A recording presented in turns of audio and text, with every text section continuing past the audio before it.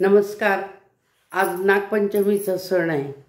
त्यानिमित्तानं आज मी माझ्या चॅनलतर्फे आदर्श पंक्ती या चॅनलतर्फे आपल्या महाराष्ट्राच्या महान कवयित्री की ज्यांनी काही शिक्षण घेतलं नाही, ज्यांना लिहिता वाचताही येत नव्हतं, पण निसर्ग आणि माणूस यांच्या म्हणजे साधर्म्यानं आणि यांच्या कल्पनेतून निसर्गाकडे पाहून, माणसाच्या वृत्तीकडे पाहून अशा ज्यांनी महान कविता केल्या आणि साध्या सोप्या सरळ की आज आम्ही एवढं शिकलो आहे पण आम्हाला कधीही ह्या कल्पना सुचल्या नाहीत. किती साध्या साध्या गोष्टीतून त्यांनी आज आपण जेव्हा म्हणतो अरे संसार संसार जसा तवा चुल्यावर, आधी हाताला चटके मग मिळते भाकर, तसंच अरे खोप्यामध्ये खोपा सुगरणीचा चांगला, पहा पिलांसाठी तिनं जीव झाडाला टांगला.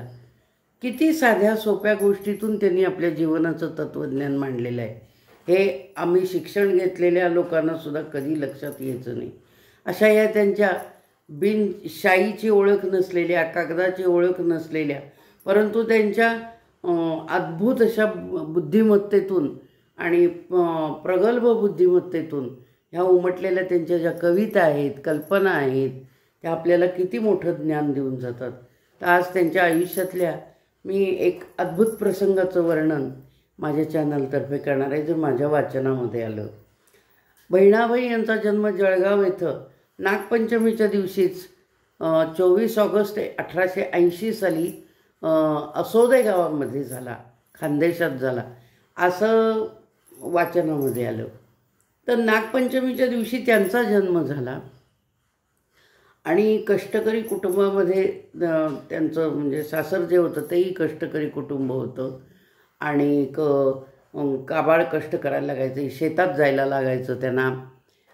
आणि अशा ह्याच्यातून साध्या साध्या कल्पनेतून साध्या साध्या गोष्टीकडं बघून त्यांना कविता सुचल्या.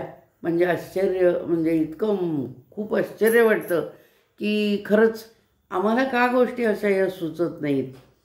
आणि तत्त्वज्ञान किती जीवनाचं त्यांनी मोठं तत्त्वज्ञान आपल्या कवितातून दिलेलं आहे.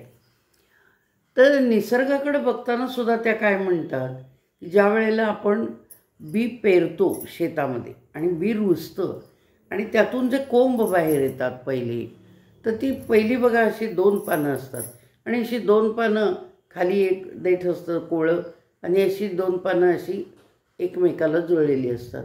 थोडीशी ती मोठी झाली की अशी विलग होतात आणि थोडं विलग होऊन त्यातून मग तो कोंब बाहेर येतो, जे काय ते आपण बी पेरला असेल त्याचा.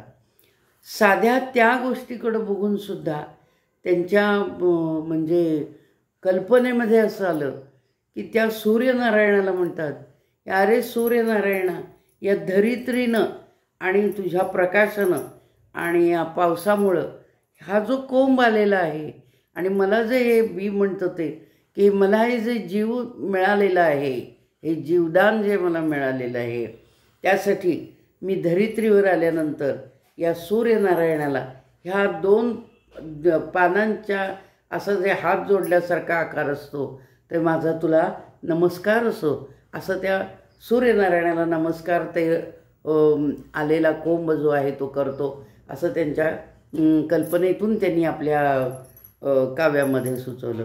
अशा ह्या शाईची ओळख नसलेल्या, कागदाची ओळख नसलेल्या, परंतु प्रचंड तत्त्वज्ञान जीवनाचं आपल्या कल्पनेतून देणाऱ्या बहिणाबाईंच्या आयुष्यामध्ये एक प्रसंग अद्भुत असा माझा वाचनात आला की त्या शेतावर काम करायला जायच्या, ऊस तोडणीचं, नंतर खुरपण्याचं वगैरे काम करायला जायच्या. मग त्या सगळ्या मैत्रिणी मिळून जायच्या आणि पूर्वी बायका असं डालगं म्हणजे असं मोठं टोपलं घेऊन जायच्या, त्याला म्हणायचं डालगं. तर त्या ग्रामीण भाषेमध्ये त्याला डालगं म्हणतात, आपण त्याला टोपली म्हणतो. तर बायका काय करायच्या, लहान मुलांना, तान्ह्या मुलांना घेऊन हात अवघडेल वगैरे म्हणून त्या डालग्यामध्ये त्या लहान तान्ह्या मुलाला झोपवायचं. झोपलेलं असलं तर तिथं गेल्यावर झाडाला झोळी बांधायची, त्यात झोपवायचं. नाहीतर त्या डालग्यामध्ये त्या मुलाला खेळत असलं तर ठेवायचं, ते आपलं बघत खेळत पडायचं. त्याचं पोटापाण्याची व्यवस्था झाली की, आणि या बायका शेतावर काम करायला जायचा. तसं बहिणाबाई डालग्यामध्ये आपल्या लहान तान्या मुलाला, अगदी छोटं बाळ होतं त्याला घेऊन गेल्या आणि ते डालगं एका झाडाखाली त्यांनी ठेवलं आणि मग त्या कामाला गेले शेतामध्ये कामाला गेल्यानंतर एक थोडा वेळ कामकाज झालं आणि एकदम त्यांना दंगा ऐकायला आला.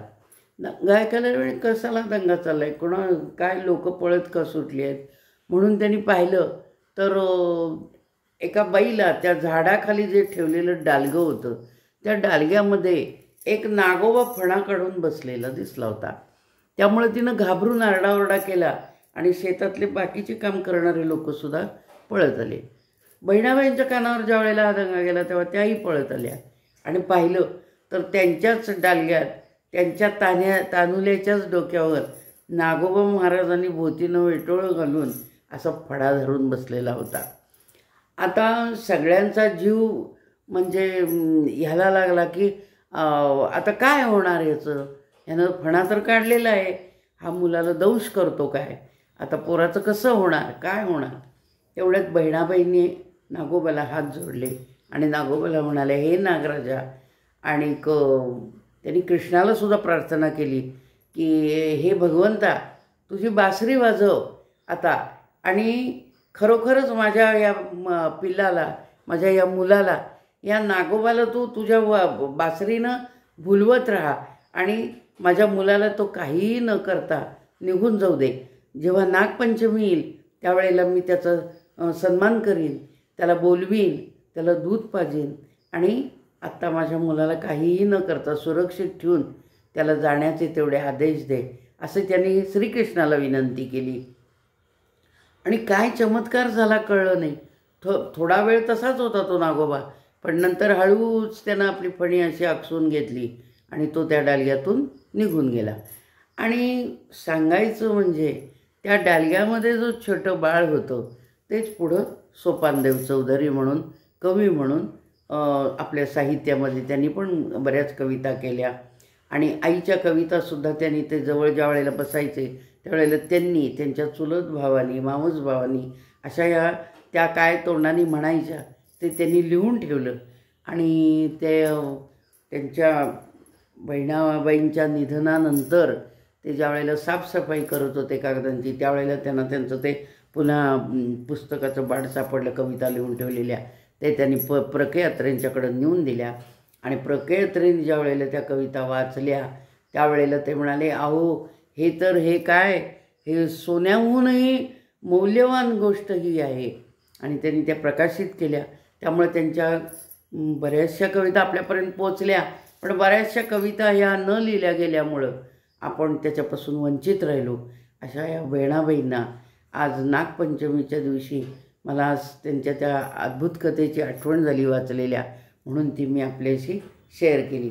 आपल्याला जर हे आवडलं असेल तर माझ्या चॅनलला सबस्क्राईब करा, कॉमेंट्स द्या, म्हणजे मलासुद्धा त्यातून बरं वाटतं आणि एक स्फूर्ती मिळते. धन्यवाद. जय श्रीराम.